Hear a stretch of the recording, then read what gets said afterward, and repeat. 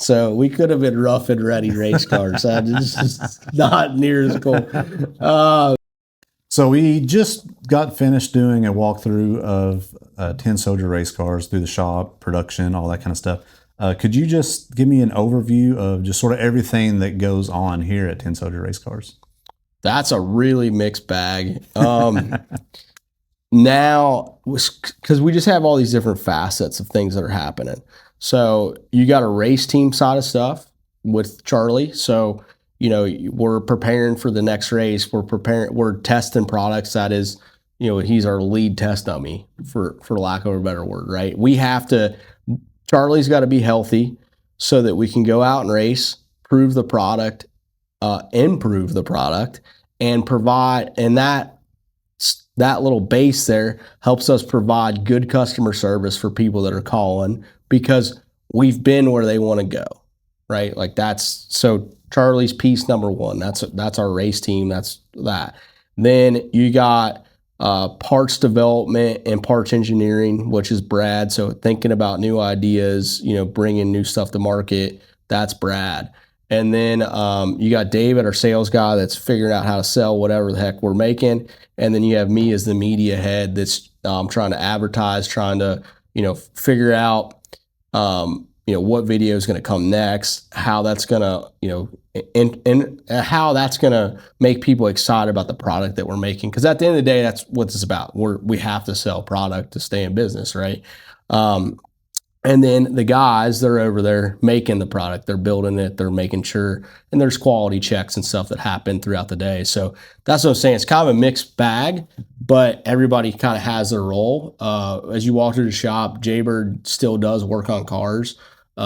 He is really our lead car fabricator. He's really the only, like Todd helps as well, but that's really kind of Jaybird's role. And the cars now, I like having conversations because I can explain myself.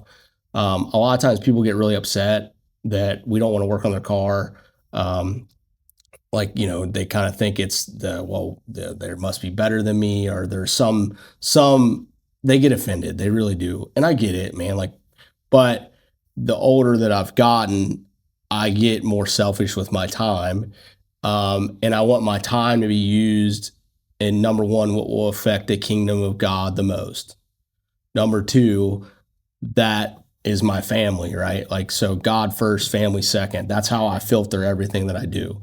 And when I was building cars, or when we were building cars, the first 5 years of our deal, I didn't have much left for the kingdom, and I didn't have much left for my family because the cars were taking everything. People's dreams that weren't mine, that really are superficial dreams to a degree. I think that's a whole nother conversation, but there wasn't anything left. So about 5 years ago is when we kind of went this direction and started coming up with these ideas of how to do it. So the cars now are just for us to make content with. That's really it. It's and that sounds insane, but 90% of our income is coming off the CNC machine and the laser. So everything else doesn't have to happen. So we've worked our way, thankfully, into a position that's really low stress for the most part. I don't have to deal with clients. I don't have to, I deal with people over the phone, but those are easy transactions. Those aren't, you're not married to them. Man, you build a car for somebody, you're married to them. No, yeah, for sure. It's a whole, and that takes a lot of your soul with it, because your time's the only thing you don't get back. That's it, man. That's the highest currency. People think it's money. It's time, man. That time is a high currency. And frankly, I just don't want to spend that much time on other people's cars. No, I get that for sure. And that sort of, you were asking me why I started my channel. And the answer to that is very similar to what you just said is, I want to be able to still have time, with my family and be able to have some other projects that I'm wanting to finish. So yeah, I understand that for sure. Because as I get older, that's something. We just had our first child. Congratulations. Last year. You look year. Great, by the way. What? It's been a year. Been about a year, which actually the open house that you all had, we were here. She was very pregnant at the time. All right. That's not a great place to be very pregnant. Yeah. Great content. Yeah, she was very pregnant at the time. Yeah, there was like 1,000 people here. It was very. Yeah, I just sat in the corner. Trying not to be Beyonce. Should have told me. You could have went into the office. All right.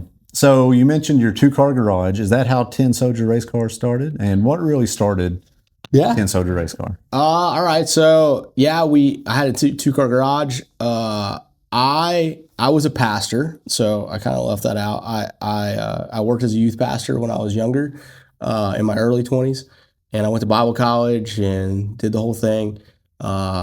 And then my pastor kind of was like, "Man, you need to stop messing with cars so much. You need to devote more time to this." That's a whole separate story. But anyway, that didn't work out, and I kind of got caught up about that thought of Jesus being a carpenter, and that really occupied a lot of my brain space at that moment in my life. I'd always really liked welding. I loved it. I grew up in this little area. My parents lived 5 minutes from here. I went to vocational school about 5 minutes from here. My teacher's still the teacher. I talk to him all the time. Great guy. But my mom wouldn't let me take welding in high school because I have asthma. So she's like, she was right. It's probably a bad occupation for somebody with asthma. But in that time of my life, I really wanted to know how to weld. I was building my own car at the time. I had a 3rd-gen Camaro, and I was trying to figure out how to LS swap it and build a turbo kit for it. So my dad is a drag racer. I hated drag racing, which doesn't make sense for what you're seeing here. Okay, I totally get that. I race dirt bikes. Dirt bikes are still the coolest, but we do race cars. But so hated drag race, really did. I really didn't know that much about cars. That really sounds insane, but like I helped my dad in the garage. I had a basic concept. I knew how drag racing worked. I knew the work that went into it. You know, I could tear apart an engine, but I wasn't that great at it, to be honest with you. So I found this love for drag racing, actually thanks to Thursday Night Lights that happened at Edgewater. It was this huge venue. That was a huge race. First time I ever seen like young people at the racetrack. I started looking at videos of X275 on YouTube. I thought this is the coolest thing ever. Because back then it was, so that would have been about 15 years ago. X275 wasn't figured out. So, small tire, a lot of horsepower. The cars were not near as nice as what they are now. So, they're wheeling, they're spinning, they're pedaling through it. It's kind of, that's what made people fall in love with no prep in the beginning, was because it was, it looked more like a driver's game. It looked like all this stuff. Well, then it got figured out, right? But so that really drew me in. And then I went to welding school because I'm trying to figure out how to build a turbo kit for my car. I wanted to TIG weld it. No idea how to TIG weld. So I took 2 semesters of TIG welding at my school. I got hired to be a TIG welder at a place. That's kind of the quick version of it. And then I started welding stuff out of my garage. I used the Instagram handle Tin Soldier Welding. That was originally what it was. Then I met Brad. And Brad, probably one of the most gifted people I've ever met in my life. He can literally do anything. If we decided tomorrow that we wanted to build a space shuttle, I 1,000% believe that Brad could do it. Like no question asked. Whatever Brad wants to do, he will figure it out. So I met him. He messaged me on Facebook and asked a welding question, because at that point I became a decent welder. I had figured it out, and he was a really good fabricator, but Brad's not a great welder. Now, I'm not saying that he couldn't be, because he can do anything, but he's not that great of a welder. So I ended up going over to the shop that he was working at. Where I was working and where Brad was working was literally a mile apart. I worked nights, he worked days. I went to that shop. I walked in. This shop was dirty, man. Nasty, not well lit. So the shop's actually pretty dirty right now, but we try to keep it very clean, well lit, and this is my core memory of why it's like that. Okay. So I walk in, it's dirty, nasty. Brad's there putting together like a Toyota motor, because they worked on race cars and they worked on regular street cars. He's a Toyota tech is what he is. And I just seen him, and honestly, man, it was like a bright light of heaven in my brain. I'm sure that wasn't what was happening in real life, but I seen him, and I heard the whisper of God's voice. And I think the more that you hear God's voice, the more that you can lean into that. And basically, I heard, well, you're going to go into business with him. I'm like, well, that's the dumbest thing I've heard today. So, had just had a baby. I had just got a newer welding job, probably the best place you could work at in this area, made the best money I could make, just bought a house, all the American stuff, right? Yeah. Feeling super American. And anyway, Brad and I's relationship developed. I got a job. A kid had a road race car, and this shop had royally screwed up the cage. I mean, it was bad. It looked like they poured molten metal all over. It was so bad. And he asked me about fixing it. And I had never been a piece of tube in my life. Never been anything. I could weld, but I never. And I'm like, yeah, I mean, I'll take the job. I can figure it out. I had bought a bender, and I'm like, I'll figure it out. Well, at this point, I met Brad, and I'm like, I'm really a person of, I know that I'm not meant to do everything. And like, I'm looking over here, this kid's really good at this. I'm really good at welding. So I call Brad. I'm like, hey, you just want to split this? Like, this kid, we'll split the money. We'll just do it. He's like, absolutely. So he comes to my house, 2-car garage. We do this cage. It turned out really nice. Our Facebooks are blowing up about us doing more work on stuff. And so I called him, and I'm like, man, what do you think about, going into business together? And Brad had actually just left a business that failed, like him and his buddies. It was a kind of a weird, it just didn't fail. It didn't go the way that they were wanting, and he really didn't want a partner ever. This is what he tells me after the fact. And then I got to convince my wife too, which, we just had a kid, all this stuff. And, big commitment to take, because you said you had a really good job to jump into that, especially with a newborn at the house. Yeah, everybody was telling me I was stupid. There was very few people in my life in that first little bit that really encouraged it. Honestly, if having an honest conversation, my wife, she was like, man, I don't know about that. We just met this skinny kid. And so I went to bed. It was probably about a week later. And my wife and me were very different. But we both believe that Jesus is king. That's the foundation of our marriage and our life. So I go to bed, and I have this dream that I'm on the edge of a cliff. And I keep looking over the edge of the cliff, like kind of like sizing it up. And there's water below.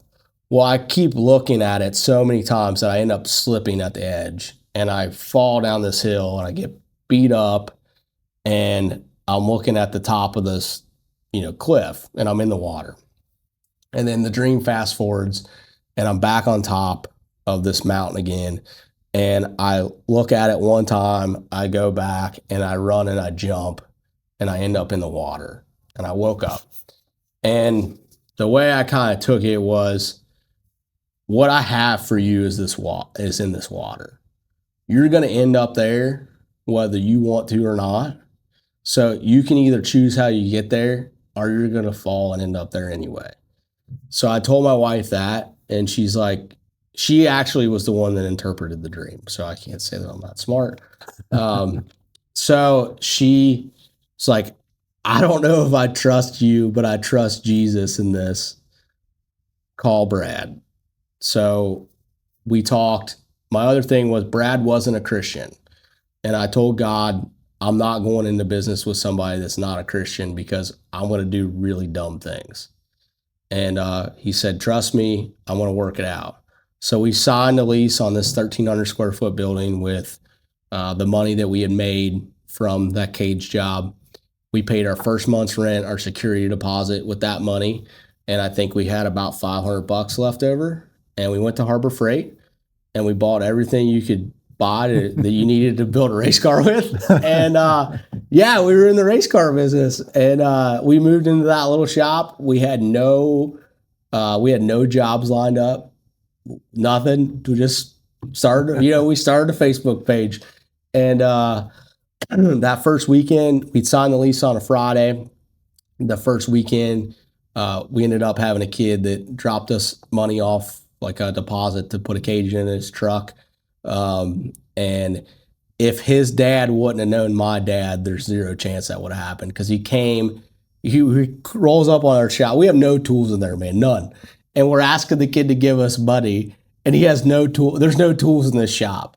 And yeah, we started talking, and his dad and my dad were buddies, and it all worked out great. And that was our first job. So that was 10 years ago. There's a whole lot of life that happened from then to now. But the major thing is about 6 months in, Brad gave his life to Jesus. Yeah, it was awesome, man. It was a great night. And yeah, now he challenges me, a lot of the way that I think, the way that we do things. And yeah, but yeah, I guess that's the quick version, but yeah. That's awesome. Yeah, that's awesome. Yeah. I'm asking these questions, and I'm getting so much more in return than I expected. So that is great. But yeah, that's 6 months later, that's, I definitely agree that with your smart wife that, that dream definitely meant to go ahead and do that. The same with me, the brains are definitely standing right over there in this relationship. So I understand that. I'm sure there's been stuff that, I probably should have done. And this goes back to, you were talking about, I wouldn't say the loneliness, but just as far as men, we don't talk, we don't express ourselves like women do as much. So I'm sure there have been, dreams or, thoughts that I probably should have brought to her. Yeah. But yeah, no, that's an amazing story. Thanks. That's what happened. So. That's awesome. Yeah, that's awesome. So you said you've been Tin Soldiers Racecars has been going on for 10 years? Yeah. Yeah. This is so back to the open house thing. I love throwing a party. I love it. It's the best. But the last one we did was pretty overwhelming. We really didn't expect that many people to come. It was, and now we have been on YouTube a little bit longer, which I think the YouTube, like, we've been in business. We were on Facebook. We've always done a lot, media wise, but we were a little late to the YouTube party, I think, a bit. But that's where people really feel connected, and I think that's where a lot of our growth has started to happen, especially the last couple of years. Mm-hmm. But I do want to do another open house this year because so we signed our lease on May 31st.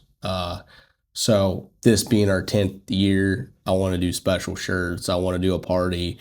It may not end up being here. We might rent the racetrack out, but yeah, it's just 10 years is a big deal, man. Oh yeah, for sure. And I want to celebrate it. So. So Tin Soldier Racecars, how did you all come up with that name?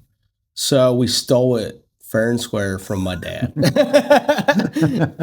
Yeah, he said, if you boys ever make any real money, I'm going to sue you, So my dad, he worked at General Motors on the assembly line, and he built Camaros and Firebirds. So at the Norwood plant, he would get off work and he would go street racing. And then he ended up getting invited to a little racetrack down the street from us that's still in business today. It's Thornhill. So he went there to race, and with his 66 Corvette. He had a 66 big block vet. He still owns it. It's in our garage. It's not going anywhere. It's family heirloom. But he had that car, and then he decided he wanted to get more serious about drag racing. So he bought a 69 COPO Camaro, and that car, he painted it black. It was garnet red when he bought it. Bought it used. So the internet, if you Google the Tin Soldier Camaro, a lot of times it says that Ronnie bought it new. He didn't. He bought it used. The guy thought he blew it up, had some cross plug wires and stuff. My dad can't remember what he paid for it, so sometimes I'll ask him, and it's $900. Sometimes it's $300, and he can't remember. He didn't pay a lot for it.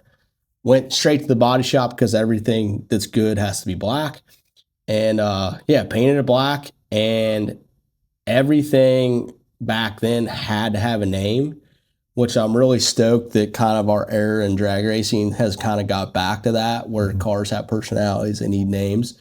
He almost named it Rough and Ready. So we could have been Rough and Ready race cars. It's just not near as cool. It's a mess. But there was an old song back then. It talked about all the little tin soldiers would go out to battle, and then one would ride away. So the name of the car was actually One Tin Soldier, because Dad thought that was drag racing, which I would agree. Yeah. All the little tin soldiers go out to battle, and we try to be the one left at the end of the night. So that was the name of his car, and man, I'm really biased, but I think I would say this whether I was sitting on this side of the table or that side. It's a killer name. Like it's awesome. It's there's actually hints of it to Jesus a bit, like being the one, you know. So it really it encompasses a lot, that name. We paid in the beginning. I had a buddy that was a graphic designer. When we opened, I think I paid him like $200, and he made that this diamond logo. And he put the Built for Speed in it, the Bound for Glory, God We Trust. He did this. You made mention of the giveaways. It's crazy. This right here, this diamond logo shirt, every giveaway will still outsell anything that we make. Whatever new thing that we make, this is always a staple. And I think because it's so good. Yeah. It's just... This is a lot of times people hate on the font a little bit. They say it looks like Dr. Soldier, which I could get there. But the Tin Soldier, it had to be wrote like this. This is how it was wrote on my dad's car. If you know anything about drag racing history, which maybe some people that are watching this may, this was striped by a guy named Dauber, which he still is alive. He's in his 80s, and he's from Cincinnati. Dauber and Bill Rail were probably at the height of it. They painted more race cars than anybody. I mean, they were shipping race cars to these guys from all over the world. Not the world at the time, but all over the country. They were coming in, and Bill Rail and Dauber painted them. So Dauber is still pinstriping to this day in his 80s. He's had a lot of health concerns. The one thing we're trying to get from him now, which Jake that you met, his dad is a striper, so he knows Dauber very well. He thinks that he has the original stencils that he used at my dad's car. That's cool. Which I would love to have them. So I don't care what you think that says. It will always be this. That's how it was written on the car, and Dauber was the one that he did it. So it in that car, we still know where it is. The guy that owns it's really cool. He's let my dad drive it. I've got to drive it right just around the pits. He actually has offered to let us take it down the racetrack, but it still says Tin Soldier on it. My dad sold it in the 80s with a Lincolnfelder engine in it. It still has that Lincolnfelder motor in it. It's like a time capsule. Unfortunately for us, it's a COPO, so it's worth a lot. Yeah. But there'll be signs if we actually ever make real money, and one of them will be that Brad and I will own that car. We'll do nothing with it, but it will sit here and we own that. It's a neat piece. So our name holds a lot of value to us, and it's not. I think most people, they name it whatever their name is. The cool thing now is it has grown to a level of where a lot of people don't even know Brad and I own it, which is really cool. We used to always get asked if we worked here, which we would just play along. It was really fun. Because it's not our name, they'll talk to anybody. I think if you're in a space where you're naming your business, don't name it after yourself, because it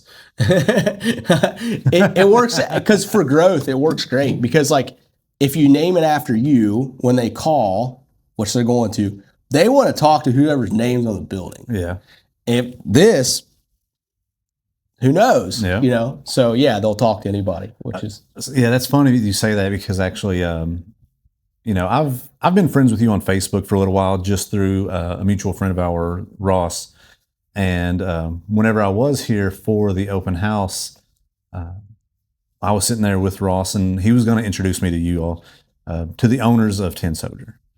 And it's funny because I'm standing there with Ross in a group of people, and this little skinny guy's sitting there talking to this group, and you know we're sitting there listening, talking, and never got to meet him, but I didn't realize that it was Brad, one of the owners of Tin Soldier Racecars. So it's funny that you say that because it's true. It's absolutely true. I've been on that other side of gonna get to meet the owners and have no idea who they are. Yeah, actually, sort of sitting there hearing a story from one of them and didn't realize that that's who that was. So yeah. So that's good. And for the I've got that T-shirt, the diamond T-shirt at home, and I've never thought it said doctor. But now that you said it, Yeah, you can. Once you say I it, do see it, but I still see Tin Soldier. So you're good there. Let's see. So you've sort of talked about the beginning, your first job whenever you started with Brad. What were some of the difficulties to get Tin Soldier to where you're at now? The difficulties is, I mean, if I can be honest, is the money. We never like I hear stories all the time that my dad owns it, that this and that, and but really it's been Brad and I and our guys, everybody throwing in and working hard. We have incredible people that work for us. Jay has been with us. I think Jay's been here 8 years. So that have helped build this along the way. But we never, in the beginning, we never took out any big loans. It was always sweat equity. It was, and I think a bit of that did slow us down at certain points because, now, obviously we bought this building, but we didn't buy it, right? The bank bought it. But that now we have this good relationship with our local bank, and now we have people that if we need, if we want to buy a piece of equipment that's really expensive or something like that, we have this good relationship where I can go in and sit down and talk through whatever we're trying to buy, which is sick. That we should have done that earlier for sure. That was just us being young and dumb. I think I was 25, Brad was 24. I mean, we had never made any money in our life. I had a good job, but it dealing with the business side, the race car side for us, and this is going to sound really strange for a lot of people, the race car side was always easy for us. We learned how to build a competitive car because of the people that we surround ourselves. Our inner circle has always been really good. And we figured that out relatively quick, how to build a competitive, fast, safe, championship winning car. We figured it out pretty quick. But the business side of it is definitely where most people struggle. And that's where we struggled early on. And what we had to figure out was I can't just do what I want all the time and expect the business to be profitable. You have to make good decisions. And sometimes that good decision is you going backwards, so we tried to scale the car business for about 5 years. That was the most miserable time of my life. It started off with just Brad and I. That was good. We didn't make any money. I think we paid each other $400 a week for, I don't know, a year or two because we were just trying to save money to keep doing, buy more tools. But we had nothing, man. I can't stress nothing. And we just kept working at it and kept investing and kept doing that. But then I forget if it was year 4 or 5. Our tax woman is incredible. She's known me since I was a kid. She's phenomenal. We didn't gross any more money than we did the year before. So we had hit a wall, right? And we were not living good. We were making it, right? But it was stressful. It was, there was weeks, all our guys would always get paid. All that was good. But, there was a lot of weeks that Brad and I didn't have money left over to pay us. and just it just wasn't working. Because when you're building and this is back to doing the things that you want to do, I like, and we like, a steel roof and quarters race car. I like something that has a soul. I like something that has a VIN tag. That's just what I like. That's a terrible way to make money, because that car, we like radial stuff. Well, every class in a radial deal is different. An Ultra Street X275 car, they're built pretty similar. A limited 235 car is built a little different. The rule package is different. LDR cars built different. It's kind of on a realm of its own, the way it has to be done. Then you got a Pro 275 stuff. Then you got RVW Pro Mod, which is a composite body deal. Well, if you look at this scale of race cars, you would think, well, the Pro Mod RVW car is the hardest thing to build because it's fastest. It's not true, because it's a composite body. You start with nothing. That's an easily scalable business model, because now you have an engine position that changes. You have, stuff that changes for the surface, but the basic layout of that car is the same every time for the most part. Once you get in this mixed bag of stuff that's really fast that you have to keep stock stuff with, well, every car is different, especially when we get into X, the engine placement is dictated off the firewall. Well, now you have to incorporate all these stock things. So now you're trying to build a really trick piece, but integrate stock pieces and still fit the rule package. That takes an unreal amount of time, and you can't train that. You have to be able to look at that thing and know the rule package, and then be able to dissect that rule package, and then have a plan of how you're going to meet that rule and build the most innovative car you can. That's hard and takes a lot of time. Where this, so Bickle, I would say Bickle did it the best over the years of how to basically build a race car in an assembly line, but that's kind of the same thing. So we got to that point, and it was like, I had all these people at that point. Our phone still rings a lot. We're lucky for that. It rang a lot back then. Well, what had to switch in my brain is this. That phone would ring about every hour. And this is what people don't realize about race car work. When you get good at it, the amount of it that's out there is unreal. So if you, even today, it's pretty well known that we don't work on cars that much, but we still get that phone call. In one day, we could probably say yes to every call, and we'd have enough work for 2 years in a day. So now you start to realize how powerful your yes is. And that's what we screwed up early, is we said yes to the wrong things, and then we weren't able to say yes to the right things. And what the switch in my brain is these people are calling every day, every hour, trying to give you money, and you're saying no. If you break it down to the root of it, right? I'm that's insane. You know what I mean? That is really dumb. So then it's well, how do we not take their money, but how do you get that money from them and provide them with something? Well, you provide them with a product. And back to the shirts, we're slow. Okay. Sometimes you see all, you're like, man, them guys are really smart. We're not, we're stupid. And the shirts used to be made by a local company, and we would pre-sale the shirts off of their website. So they had a website. They would put Tin Soldier shirts on the website. And the guy's called one day, and he's like, hey man, listen, you sell more t-shirts than we do, and we're a t-shirt company. So I'm going to help you set up your Shopify, which is what our website is right now, so that you can sell t-shirts all of it. So our website was originally just built for t-shirts, and that was the start of it. Because it's well, now when these people call, hey man, I can't work on your car, but I can sell you a t-shirt. That's awesome. Yeah, to sum it up, the biggest struggle was learning to what to say yes to and what to say no to. Okay. And that time management. And because if you say yes to the wrong stuff, now you're not making any money, and you're not able to grow. So you're spending your time on the wrong things. Yeah, just doing burnouts everywhere.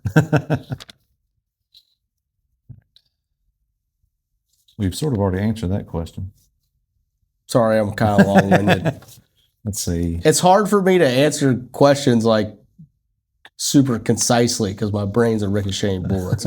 Yeah, no, I understand that. Except you're a lot better of a talker than I am. Like I'll sit there and I'll have a really good idea or like something to say, and then it just blanks out, and I'm just like, Yeah. well, I had something important to say, and I have no clue what it was. All right, so we talked about it a little bit while we were out in the shop. What is the most popular item that you sell? I would say it's the 4-link kit. Okay. Because it kind of that's the space for everything else to jump from. So we sell a ton of that and a ton of the Mustang rear suspension. So it kind of starts both with rear end kind of ish products, and then it jumps from there. The Mustang pedals are still really good. Anti-roll bars are still really good. If I'm honest, we probably sell more T-shirts than we sell anything. Nice. Yeah, still T-shirts, pretty vocal spot, but yeah, we sell a lot of T-shirts. Let's see. All right. How big is the team here at Tin Soldier? I know we met a few people out in the shop, but Yeah, how big is the team? it depends on the day. Yeah, we let our guys kind of make their own schedule to a degree. As long as they work 40, it's up to them. So, like I said, Todd and Brian. Actually, Brian had his daughter was sick today, but so I'll just go through it. So we got Todd and Brian are in the shop. They're both welders. Brian really is our lead guy that does rear end housings.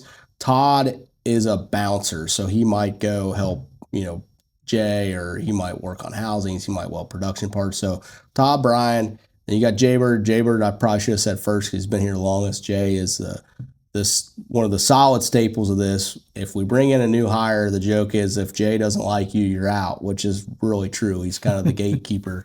And that's just because of his character. Me and him have spent a lot of time together. So Todd, Brian, Jaybird, Stevie's not here today. He already got his 40 in, so he kind of runs the CNC machines and stuff back there. He doesn't program them. Brad does that, but he runs that, and then he also does the powder coating. So Stevie does all that, and then we got Jakey up here. Jake does the shipping. My wife does all the HR work, the payroll, all that stuff. We just brought Varner in to kind of take my job. Basically, I was on the phone every day. That was my role. Because I think you can't call a place like this and the person that you talk to not know what they're talking about. Like that's a big red flag to me. Sure. And if you're calling, you have some sort of technical question, most likely, or you're trying to figure out what's best suited for whatever you're messing with. So that position's super important. David actually owns Import Drag Solutions as well. So he did that on the side, still does that on the side, but he came from corporate America. So Dave's a car guy, but he's got a lot of business sense. We needed to be a little more organized, need to be a little bit more well-managed. And that's kind of Dave's deal, And then obviously you got Brad and I, and then Ricky was our lead media guy. He just transitioned out a couple weeks ago to do his own thing, which, Ricky's one of my best friends. It was a great transition. He helped me get to where I understood the video stuff. That was kind of, that was the goal, right? Like over the last few months is to kind of train me up, get me where I need to be. And so I don't know how many that is, but and then we have our Canadian buddy that's down here this week trying out Connor. I don't want to let him go home. I really like Connor. He stopped in about a year or two ago on his way through, just driving from Canada to going like sick week or something. And then we ran into him again at PRI, and then it's just incredible. So the team's definitely growing, which we're thankful for, So I don't know how many that is, but 10-ish, We can go back and count. We'll drop the number. I don't know if I want to put that on you guys. I talk in riddles. We'll try to count it up, and if we'll put the number like right here or something. Tight. Yeah, that's tight. we're getting to the point too where it's like, dang, did I forget anybody? You know what I mean? If he forgot you, leave a comment below. Yeah. It's over. Like I take my kids, they're actually getting too cool for me. They're wanting to ride the bus, but I hang out with them in the morning and, either take them to school or get them on the bus. So I get in every day about 9:15. So I'm like, our official start time is 9, but I guess benefits of being the boss, I'm 15 minutes late. But when I roll in, everybody's already here.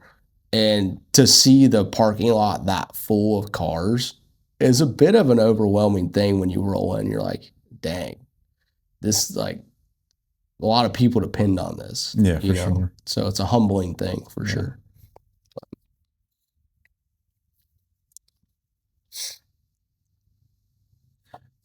How do you how do you ensure the highest quality in your builds, and what tool do you really fall back on to help you achieve that? Rad is the answer for both of those.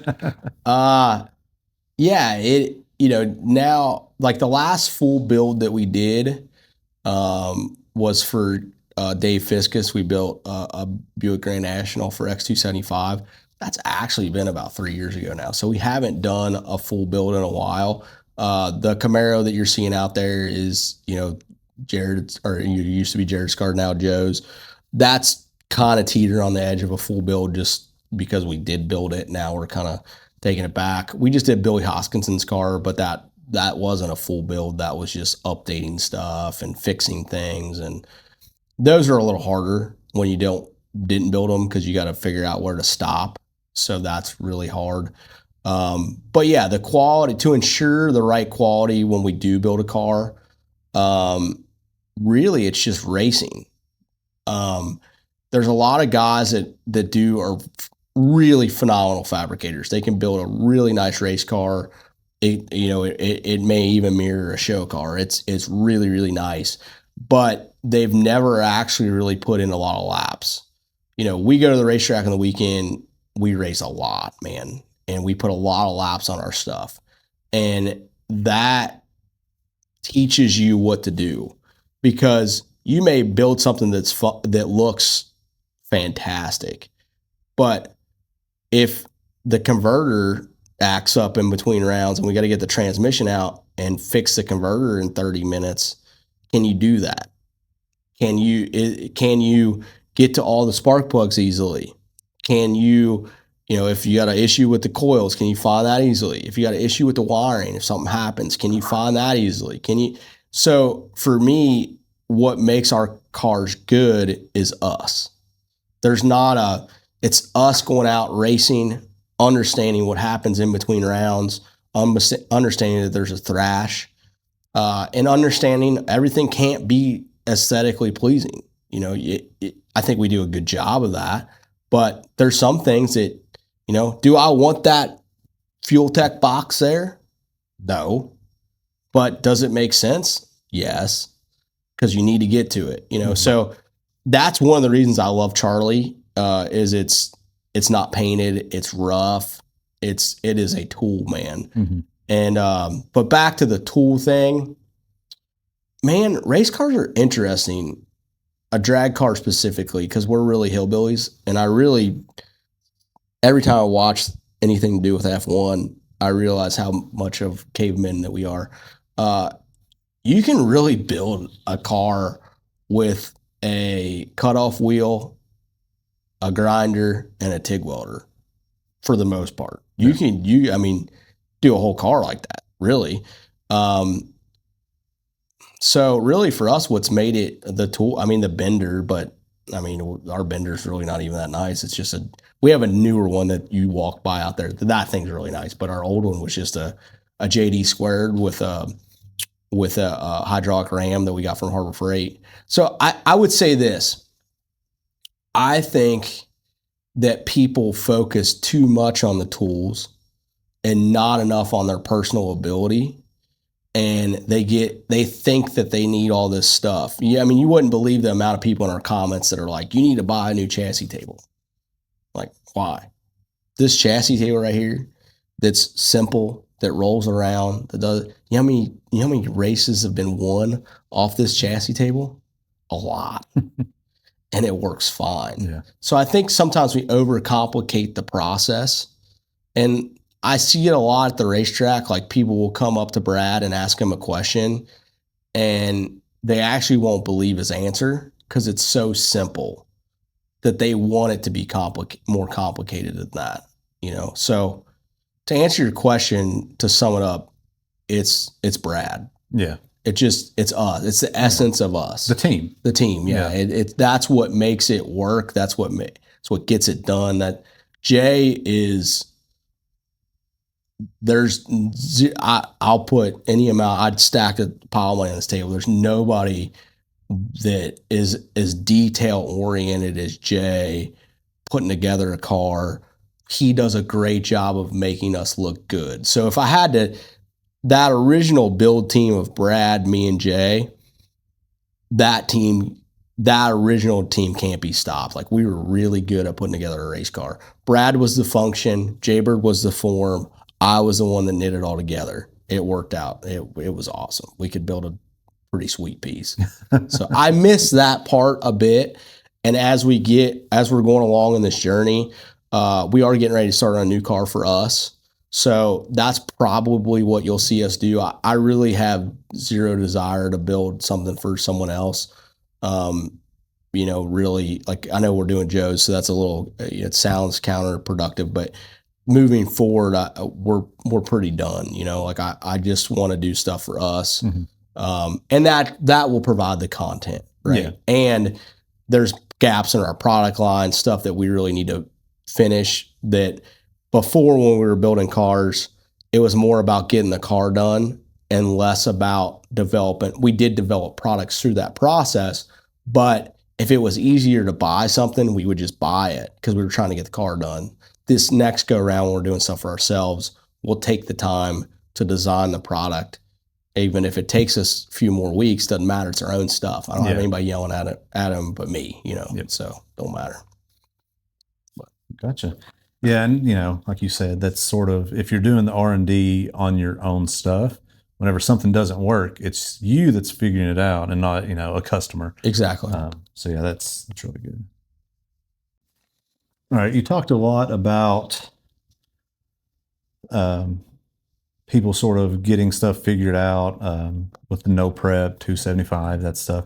Where do you see the industry going? Is there anything that's coming up that you think is really going to take off, or any technology, any changes in the scene that you just think is going to take off and be the next big thing? Yeah, I mean, as a race car parts provider and racer, you're trying to figure out. We're always trying to figure out where it's going. If you could predict the future, you would kill it, right? Oh yeah. It's tough. I think that the drag and drive stuff is really coming on pretty hard. It has been for years, but I think they're doing some stuff that will really make it develop. Like, I like the one-day drag and drive that like Bill did. That worked really good. I see people that are going to copy that, which that's the nature. And he's not mad that they're copying that. That's just the nature of what we do. You're just trying to figure out what events people like. I think that one-day deal is good because, the problem with your sick weeks and drag weeks is now you're asking a normal person to take off a week to go do that. And, in this hobby, I know people that are really good. I mean, they're championship winning drivers, championship winning teams. They don't take vacation. They just go drag racing. Their family's good with that. That's what they do. They've dedicated their life to it. If they don't have enough money to make their house payment, that doesn't matter to them. They're going to go drag racing. Well, that's not the majority anymore. The majority is people want to go race, they want to have fun, and they want to enjoy the experience, which I see that being more of the drag and drive stuff, where it's just this experience-driven thing. And I think that's gonna do really good in the future. I think with no prep specifically, you're going to see a lot of your smaller events die off. Just because I think people are tired of getting their teeth kicked in, like it started off as, like I kind of mentioned, this all goes in cycles, man. Like I really feel like I'm having deja vu from like what X275 used to be, to what it has evolved to now. You're watching No Prep do really the same thing. Because it's no longer romanticized. It's, the average guy doesn't feel like he can do it anymore, and which is unfortunate. But that's always going to be the cycle, because you're always going to have that. Like, I'm thinking of a guy, I'm not going to throw him on the bus, but like he's a fantastic racer, but he'll not pay anything besides the race car to make it happen. Well, how do you beat a guy like that? That will sacrifice everything? Like you're not going to beat them. So these moment-driven events, I think, will be good. I think in No Prep, like War in the Woods is always going to be pretty good. Events like that have that atmosphere of we're creating a memory, and I'm okay to go here if I don't win because it's just this big event. And I think you'll see some of the smaller stuff die out, and I think you'll see more of the bigger events, just less of them, which that's what we need. There's too much racing. Like, I mean, a lot of people would probably disagree with me with that, but like it's the same thing that happened with the radial stuff, man. Like everybody wanted to put on radial races when radial races was hot. Well, then radial races went downhill. Then they decided to race on slicks again. And, then you had the No Prep reformation, if you want to call it that. And now it's kind of on the same downward trajectory. But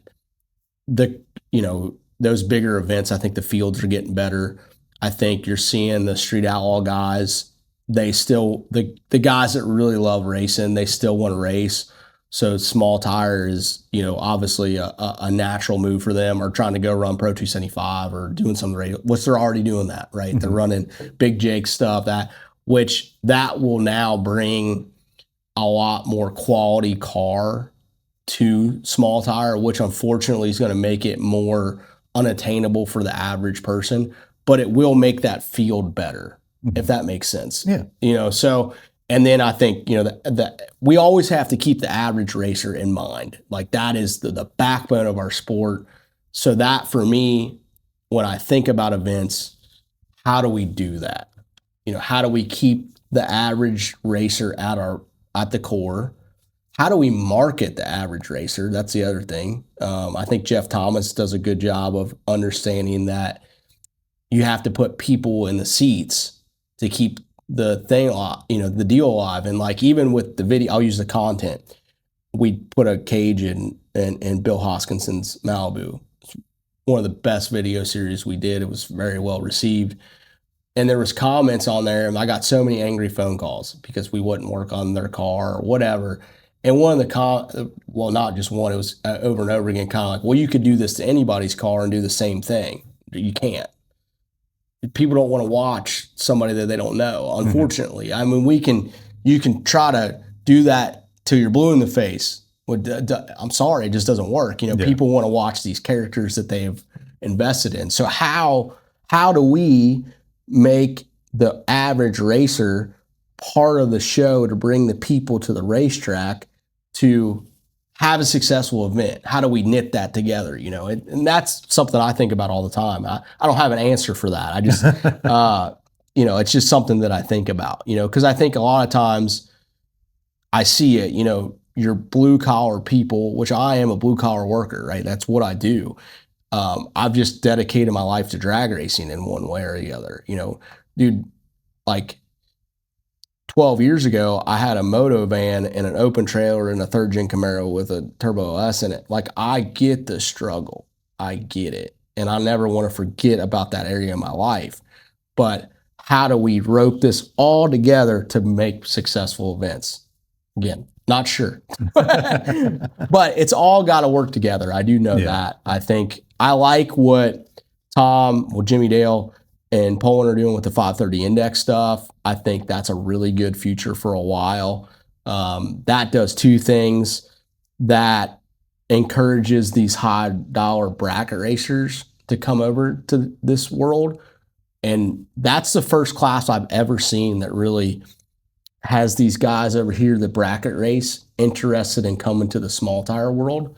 I really like that. I think the other thing that a lot of average people don't think about is whenever you make rules, everybody wants a heads up race, but they want rules that make it fair. It's never going to be fair. It won't ever. It just won't. But when they write the rules, they're writing them for an ET anyway. There's an ET cap in every class with rules. It's just not said.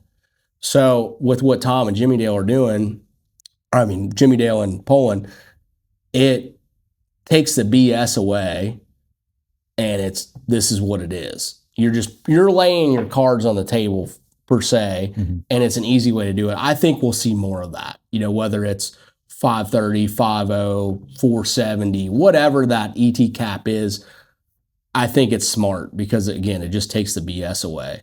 One of our local race promoters, he had a rule that was so good. So his class was outlaw. I think it was outlaw 85 or I forget what he called it. But it was the Extreme Outlaw Series. It turned into limited 235. But he had a rule that there was no tech until you went like 540. So the class at the time was running like 520s.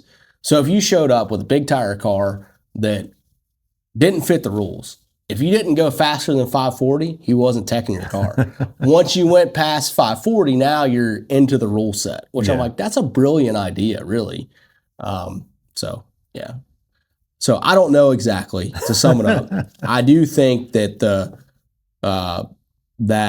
drag and drive stuff's going to come on hot. Technology-wise, the electronics and converter technology is pretty unreal now. I think that we're actually just getting tapped into it.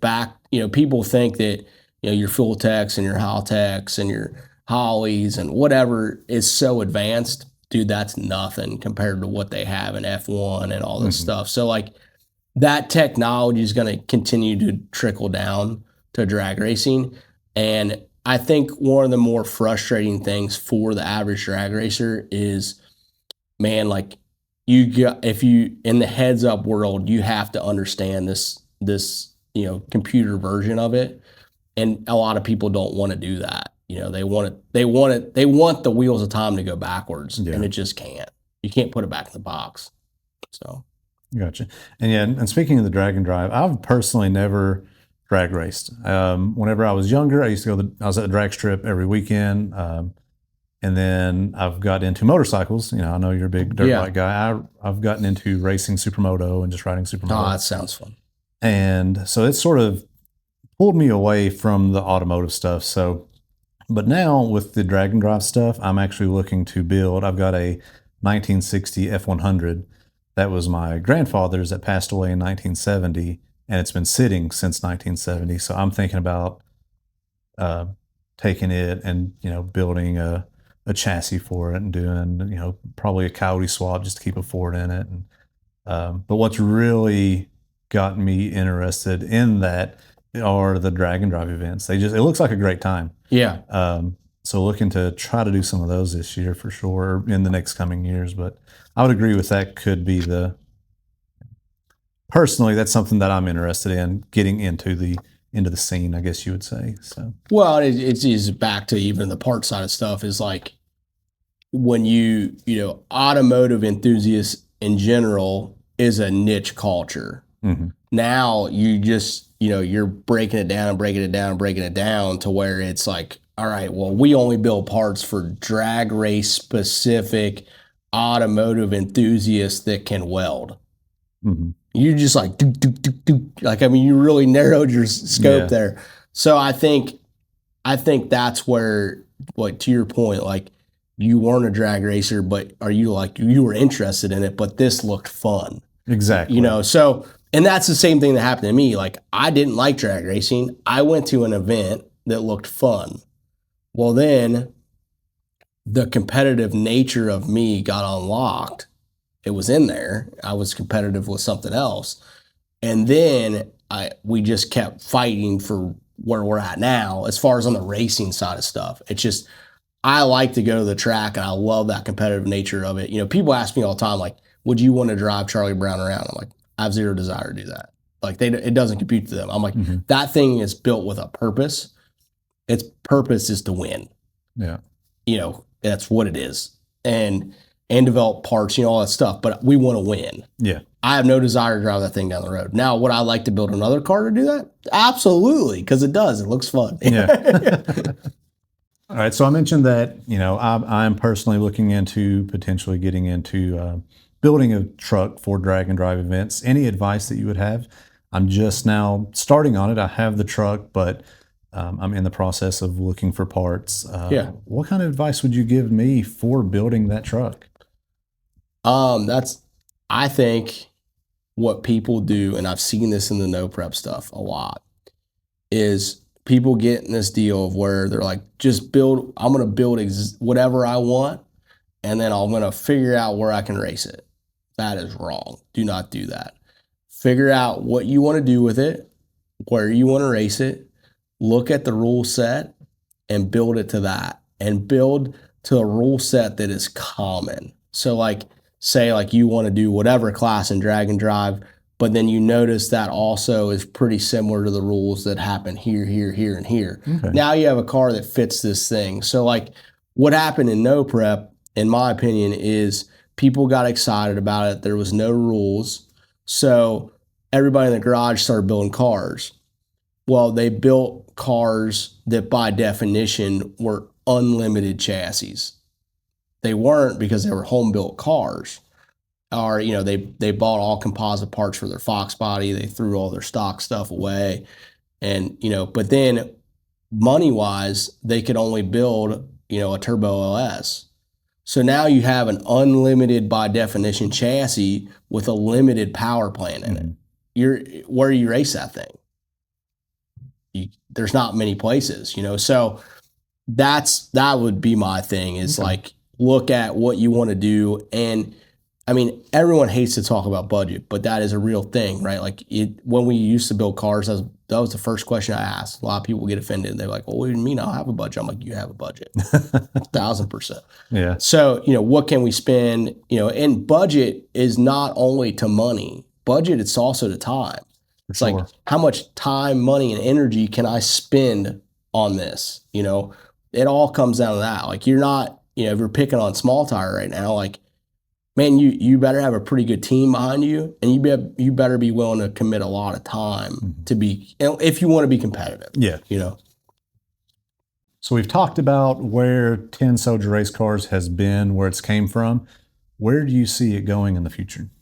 It's a great question. And that's something I think about every day. Back to the dream thing. I had a dream a couple years ago. I had two. I had one that, do you know the Goonies? You ever watch the Goonies? So, you know, when they're like in that cave and they're like all like, they're kind of searching for their way out and they're like looking around and they can't figure it out. I was like in there with the boys. We're in this Goonie looking cave and we can't figure out where we're going. And there was a door that I knew that we needed to walk through, but it was locked and I couldn't get it open, and I was beating the heck out of it on my own. And like, but I wasn't asking for any help. And I finally came to my senses and I grabbed the boys and I'm like, we got to get through this door. And we all charged that door together, and it opened, and it was this bright, beautiful field, like bright colors, sun was shining. It was a place that we had never experienced before, but it was for us. And I knew that we were going that way, but we had to do it together. And then the other dream that I had, it was just, this sounds so stupid, but I'll just tell you anyway, is we were on a bus, a school bus, and Jesus was driving the bus, which sounds really dumb, but that's how, this is the dream.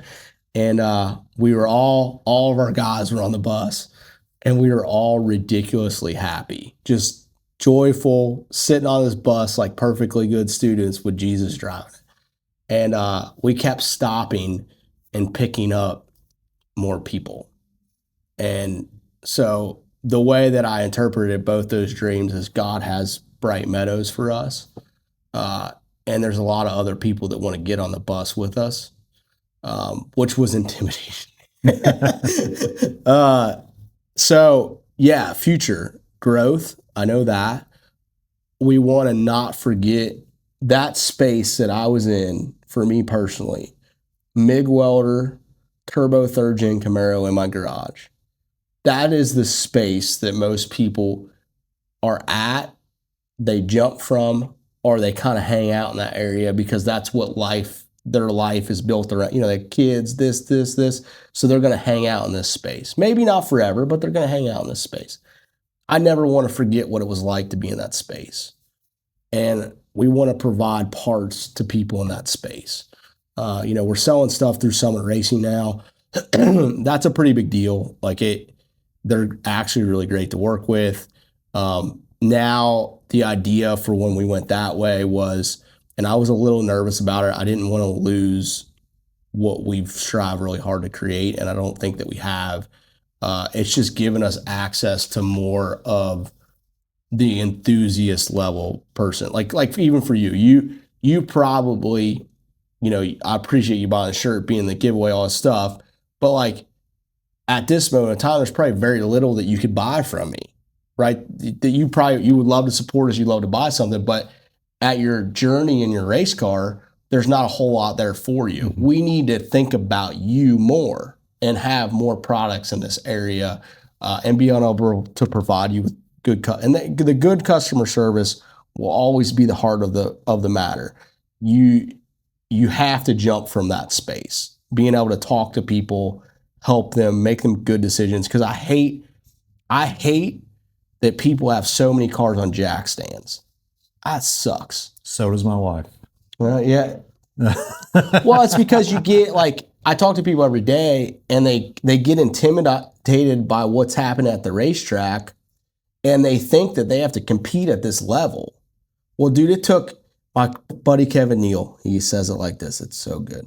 Took me years to be an overnight success. You know how long it took to be able to play in the arena that we're playing in? It was a lot of steps.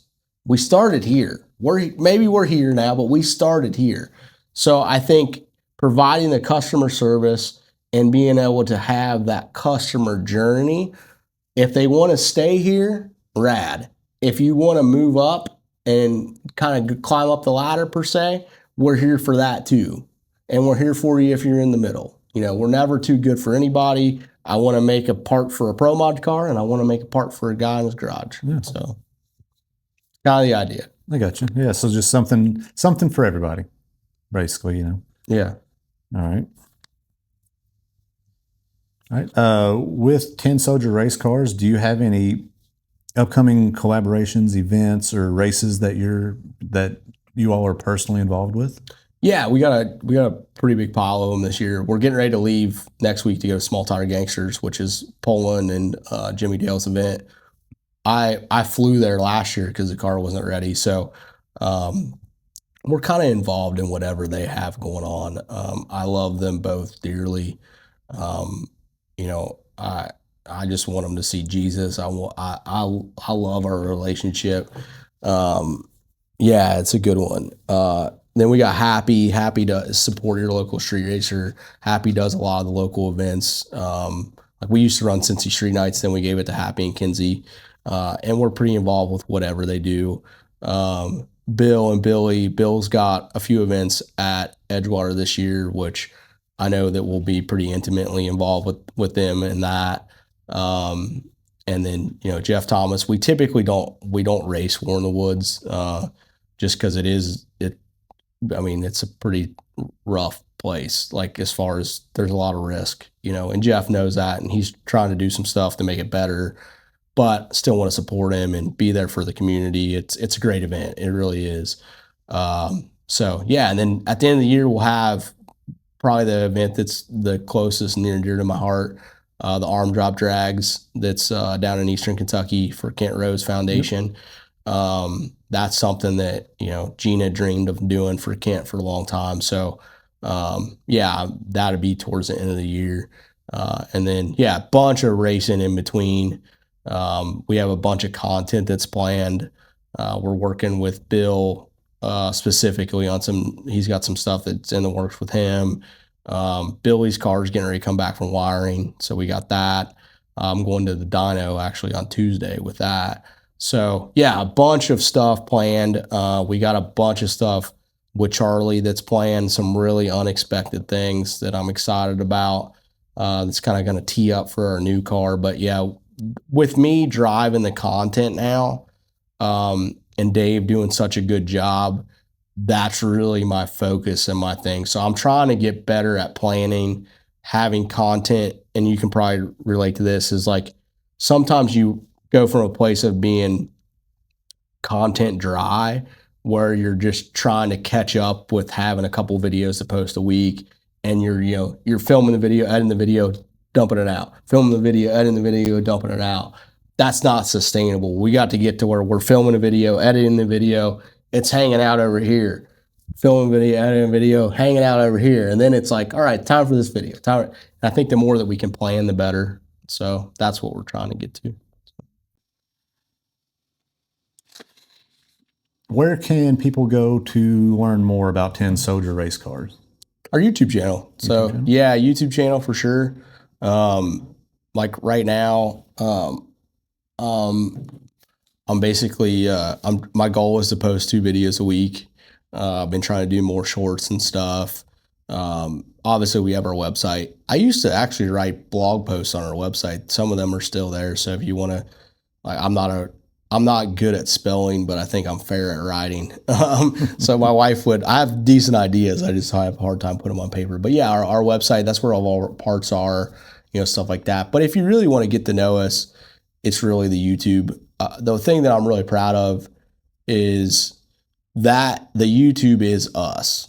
That's not us putting on anything. I think one of the things in my life that makes my life easy is we're never something we're not, like it just, we're goofing off. We're going to do that no matter what, like whether there's a camera on or not. Now, do we like goof off a little bit more because the camera's on? Yeah, sometimes. But like that, if you meet me today or you meet me tomorrow or you meet me somewhere else, I'm going to do my best to be even, and that makes life a lot easier when you're not trying to be something that you're not. So I think you get a real good, you can get a real good feel for us just from that. So, yeah. Okay. And I'll drop a comment, or I'll leave in the description. I'll put all your links in down awesome. there. So Yeah, if you do want to reach out or watch, Tin Soldier Racecars YouTube channel or buy any parts, get entered in for that 427, then I'll leave that in the description so people can find that. And that's all I got, man. All right. Well, I appreciate it. I really appreciate you letting me come up, look at your shop. It's an awesome shop, and really enjoyed talking with you and learning more about the history of Tin Soldier Racecars. Thanks, man. Yeah, I enjoy talking to you too. I like when people make me think. So, but, all right, brother. Have a great trip. Yeah. Thanks Appreciate for coming. it. Yep. Oh man. All right, guys. I hope you all enjoyed it. Tin Soldier Racecars. I'm dropping links below to their YouTube channel and their website. Go check those guys out. Thanks again to Jason for showing me around. It was a great shop. Thanks to my beautiful wife, Sarah Crank, there, driving me home. Now, I've been driving most of the way. We stopped to get something to eat, and yeah, we're about 15 minutes from the house, so let her drive for a little bit. Let me be the passenger princess. Oh, come on. Anyway, thanks for cranking it with me and Sarah today. And until next time, we'll see you later, YouTube. Bye.